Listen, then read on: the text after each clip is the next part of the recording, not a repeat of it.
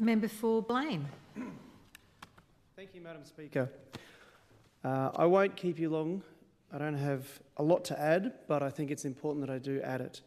There's been a lot of talk about evidence and academics and research papers by those opposite. You know, listen to the experts. I've said it before and I'll say it again. The experts that I listen to are the good people of Blain. And what the good people of Blain tell me, and what I've seen with my own eyes, is that before the minimum unit price, the floor price, whatever you call it, was brought in by the previous government, what you would see from problem drinkers drinking and discarding their containers around Palmerston would be broadly cans and cask wine. So your silver balloons and your cans. Since that came in, it's changed. It's now stubbies in its spirit bottles. And these often become weapons later at night, which then prompts some of those drinkers, the people drinking in parks, as they tell me, to smash those bottles so that way they can't be used against them later that night. You know, which means that then the people of Blain can't take their kids out on the footpath, you know, without worrying about shoes. They have to make sure the kids have got shoes on. They have to make sure they've got shoes on. There's broken glass everywhere.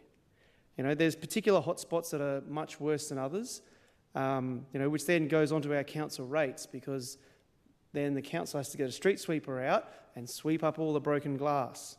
This is just more costs that are going onto the ordinary taxpayers. There's a lot to be said in the space of dealing with problem drinkers, and I think I thank the member for 𝙷𝙾𝚃𝚁 for bringing up the Living with Alcohol program, which by and large, I think in a bipartisan way and in research, I think is acknowledged as a very successful program. So it would be great if the federal government would allow us to excise alcohol, and maybe we could have another crack at it. If there was an excise on alcohol which was and the funds were directly allocated towards helping problem drinkers, like the Living with Alcohol program, that would be great. That's not what the minimum unit price did. The increase in prices went straight into the pocket of the alcohol providers. So it wasn't doing any good for the community in that way. Those opposite, I would request or I would commend you to speak to your federal counterparts and ask them to come to the table with the Chief Minister's 7-point request. Thank you to the Prime Minister for acceding to the CASA regulation, but it's critical that they start accepting our referrals for income management. I see a lot of people in my electorate who struggle with alcohol, struggle to resist the allure of alcohol instead of putting food on the table for their kids, buying clothes for their kids, making sure kids get to school, and they, you know, end up just drinking their payments.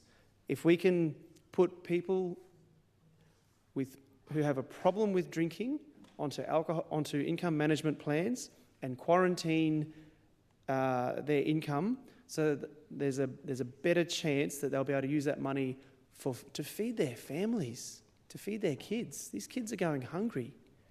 You know, I deliver sandwiches to the schools because these kids come to school, like Woodruff Primary School. They regularly have a breakfast program for the kids because they come to school and they're hungry. And if a kid comes to school hungry, they aren't focused on learning.